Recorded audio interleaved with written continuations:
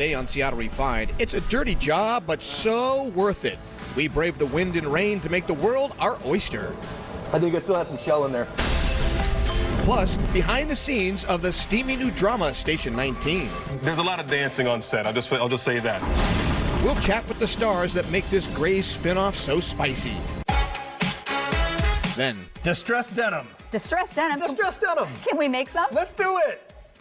we explore an eye-catching DIY style that's all in the jeans. Seattle Refined starts now. Hi, everybody. Welcome to Seattle Refined. I'm Gard Swanson. It's well known that Seattle is home to some of the best-tasting seafood on the planet. From salmon to crab to mussels, there is no shortage. But if you ask refined photographer Cy Bean his favorite, hands down it's oysters.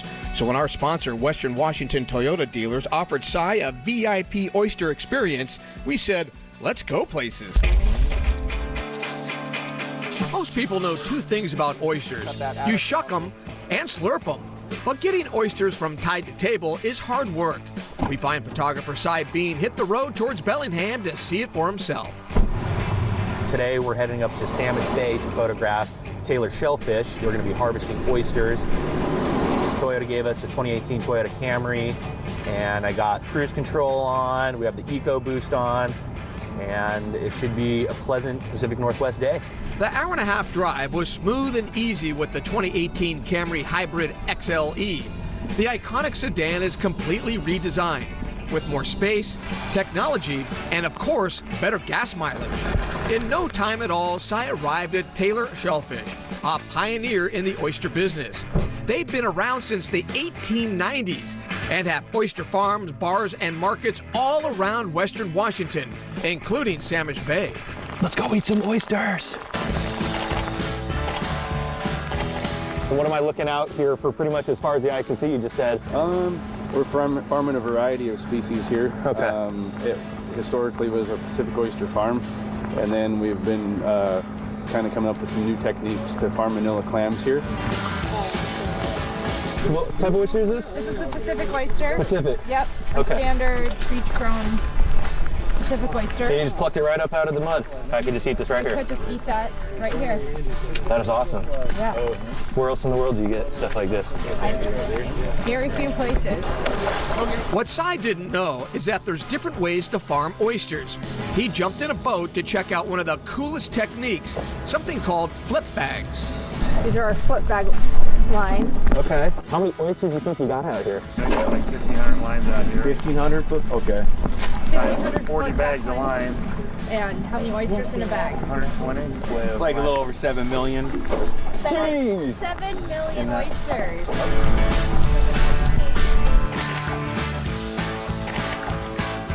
What do you do here, Nolan? I'm the flip bag farm manager here. Can you explain to me a little bit about this process and what makes flip bags so unique here? And what makes them special is that the bag gets a lot of wave action from the tide going in and out, and also weather. And that kind of shakes them around, and that's what gives them their cup shape. Okay. It also helps to toughen up the shell, so they're harder oyster, they last longer. And it just produces a nice fat, meaty, so that's good eating. They're higher.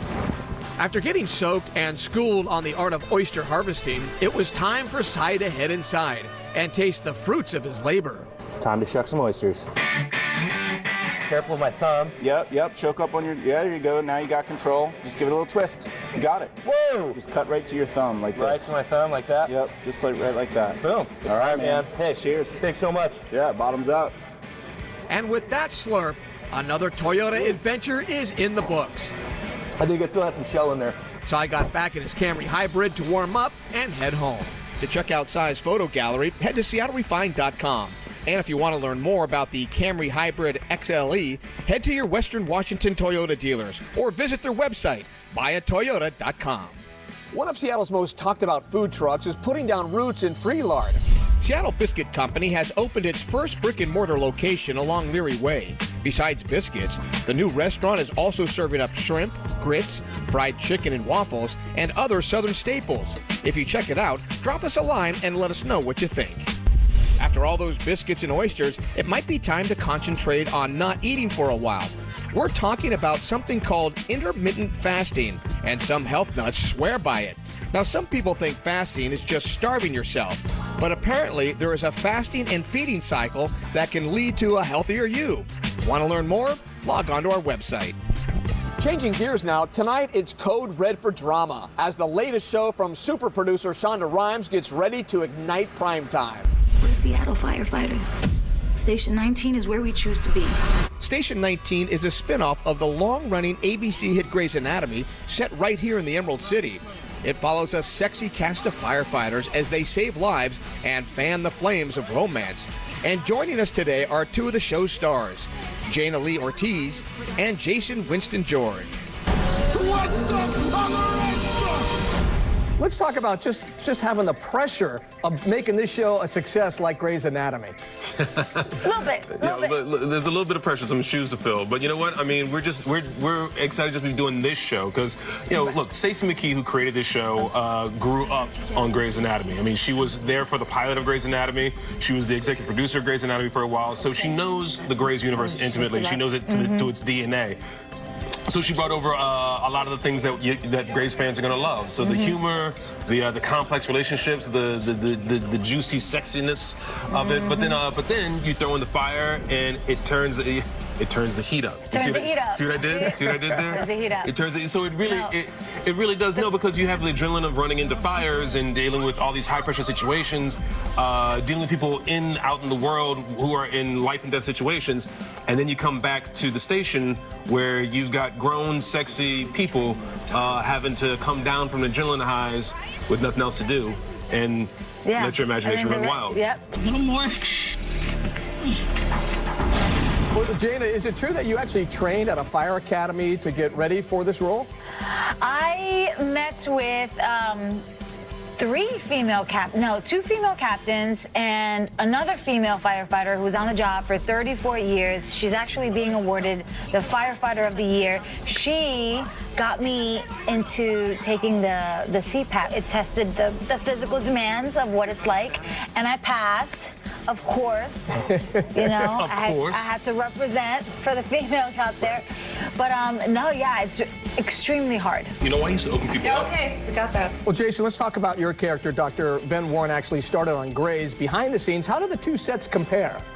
It's hard to compare. I mean, it's like two different families. It's like it's like the friends you make from home growing up and the friends you make at college. You know, you don't choose one over the other. They're just they're different, but you love them all. I mean, this set is fun because we're all just getting here. I jumped onto Grey's when it was already a big monster show, and I was a fan of the show before I was ever on it, and so there's an intimidation factor of coming in. You know, I got to make sure I earn my stripes. You're a little bit nervous, and I hadn't been nervous on a set in years before that. This, we're all showing up the same day. Everybody's day is the first day. Your first day is the first day for everybody. We're learning together, and so we're all bonding together. And then on top of it, we're all literally getting put through this physically grueling stuff of, we're wearing this 60, 70 pounds of gear, sweating like you wouldn't believe, working our butts off all day long. And so there's this bonding thing that's happened. So we really have become a fantastic family, off camera as well as on camera. But it's just that occasionally we have to kiss each other. There's that piece. Just for Monday. Oh yeah. At Station 19. Pretty spicy stuff. I'm really enjoying it. People up here love you guys. Thanks for joining us today. Station 19 airs tonight at 9 right here on KOMO 4. Shonda Rhimes' other Thursday night smash, Scandal, is nearing its swan song. It was for me. The drama about high-powered political fixer Olivia Pope is in its 7th and final season. The show turned actress Kerry Washington into one of television's most popular actresses. Scandal's finale airs April 19th. We are definitely going to miss it. You had every right to. Seattle Refined is just getting started. We spill the beans on our state's favorite flavor of jelly bean. But first, grab your tools. We're performing an operation straight from the style file. All we need is chalk, a razor blade, some masking tape, and scissors, some tweezers, and sandpaper. How to get your old jeans to spring fashion forward. Next.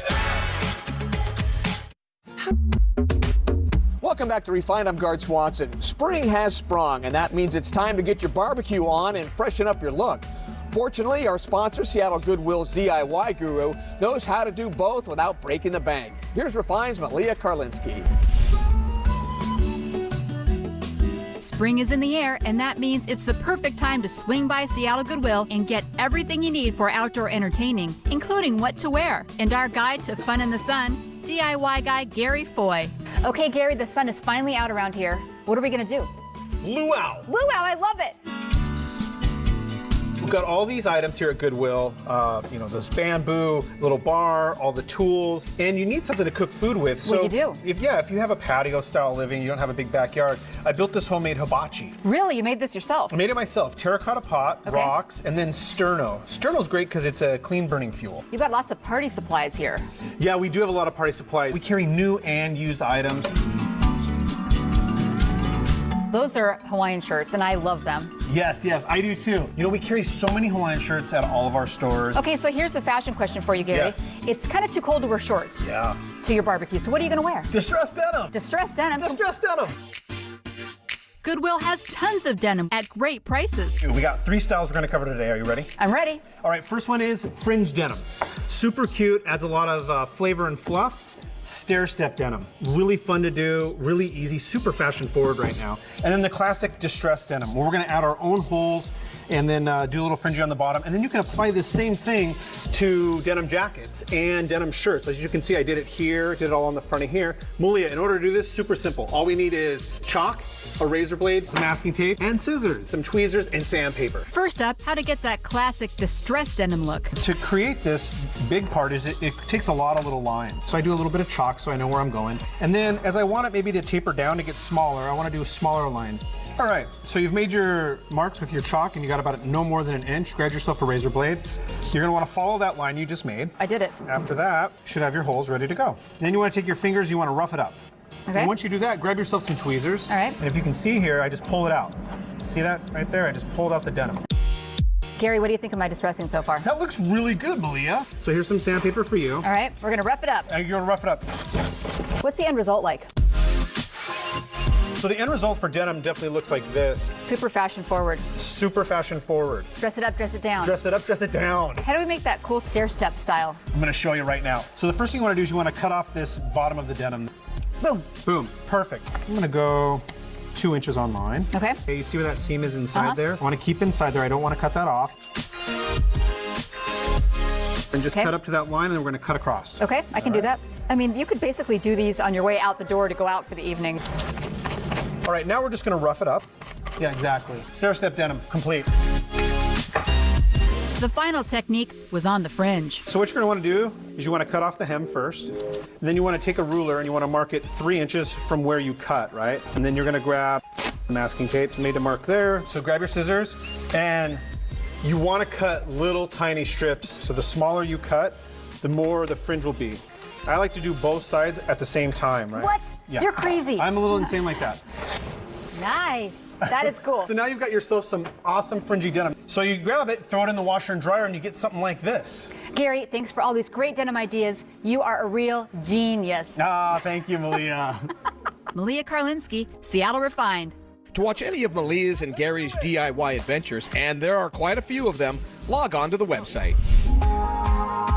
Coming up on Seattle Refined, a wine lover's paradise just a 3-hour drive from home. Plus, everything you wanted to know about roulette, but were afraid to ask. Oh, very nice, very nice. But first, check out a refined, shareable moment of the day.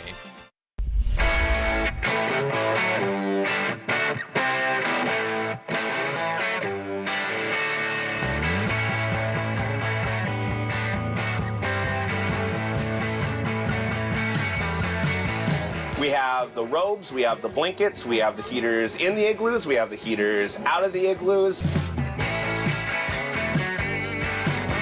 We have a very, very large tourist base, internationally and domestically.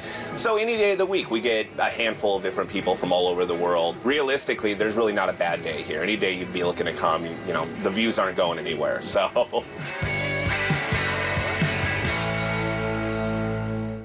Seattle. Welcome back to the show. I'm Garth Swanson. Everyone knows that one of the top destinations outside of Washington State for wine lovers is California's Napa Valley.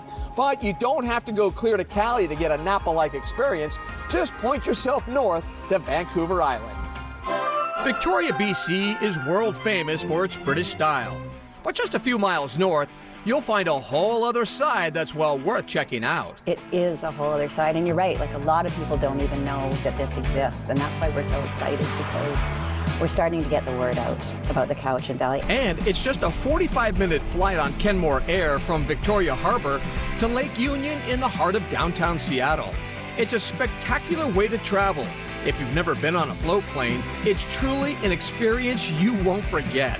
Once we got to Victoria, it was just a quick drive to our first stop, Marydale Cidery and Distillery. The Cowichan Valley to Victoria, it's a bit like Napa, San Francisco. It's a short little jaunt. You go over this beautiful, beautiful, picturesque drive, which is such a journey in itself. It's part of the experience. And then it opens up into this beautiful pastoral mountains, tons of little microclimates, which means you have tons of different adventures, tons of different things to explore, and it's very much food and beverage here. The Cowichan Valley is actually the warmest place in Canada. It's the perfect place to grow all sorts of things, including wine grapes, and there are a ton of great little wineries all over the place. We are in a rain shadow here, so the way the mountains are, the way the valley is situated, where we are in closeness to the water, it is a very Mediterranean climate. Beautiful, absolutely beautiful. The country, our flights in were magnificent. I was absolutely gobsmacked by the beauty. Everything we've tasted so far has been wonderful, beautiful. Very good quality of wines, yeah, and beautiful settings, beautiful buildings and, presentation, and friendly people. Of course, the Cowichan Valley is close enough that you can stay in downtown Victoria. But if you'd like to immerse yourself in the wine country experience, might we suggest the Villa Airy Resort? What we have here is a Mediterranean-inspired villa hotel with 38 guest rooms, a gorgeous view over Finlay's Nunn, as well as the Olympic Mountain Range. A nice getaway on a Friday afternoon instead of driving home. You pack your stuff before you go to work in the morning. In the afternoon, you pick up your wife from her work and you come up here, and you're here around 4:30, 5 o'clock in the afternoon, and you've got all day and all weekend to spend. We're a little getaway. We've got everything you need. We've got a restaurant for breakfast, lunch, and dinner. We've got a driver's lounge, which is inspired by racing, by race cars. And we've got our Tuscan Spa, where you just relax and you don't do anything. Again, it's a half an hour away from Victoria, but it is way more relaxing. There is no noise. There's just relaxing. To learn more about Refined's Canada Wine Country Adventure, check out our website. We'll be right back. But first, our sponsor Tulalip Resort Casino brings you this One Club Minute. At Tulalip Resort Casino, you'll find 37 tables playing 11 different games. If you're looking for that one that's social and fun, try your hand at roulette. I've never played this, so how do I do it? Well, one of the most popular bets that we have is a bet straight up. That means you're betting on one number. It pays 35 to 1. Another common bet is called a split. That's when you bet two numbers at the same time. You can also bet on even or odd, red or black, birthdays, a favorite jersey number. There's no advantage to betting one way or the other. It's totally up to you. The only thing you have to do is get your bets on the table before time runs out. And all I'm going to do is raise my arm. No more bets. At that time, betting is over, and we're going to see what happens. When you win, there's no better feeling. Here we go, here we go! 25 red! Oh! Very nice, very nice! Remember, if you have a question, just ask a dealer or a pit boss. The staff at Tulalip is there to make sure you have a great experience. Good luck and happy gaming. Welcome back to the show. I'm Garth Swanson. Before we go, just one more thing. We want to talk a little bit about jelly beans. If you have a sweet tooth like I do, then you know jelly beans are like fries. You can't just have one. I'm not sure I even have a favorite flavor, but apparently our state does. And according to a study by the website candystore.com, it's a juicy pear. All right, I didn't see that one coming. Nationwide, though, the most loved jelly bean flavor is buttered popcorn. All right, that's going to do it for today's show. I'm Garth Swanson. Have a good one, everybody. We'll see you next time right back here on Seattle Refined.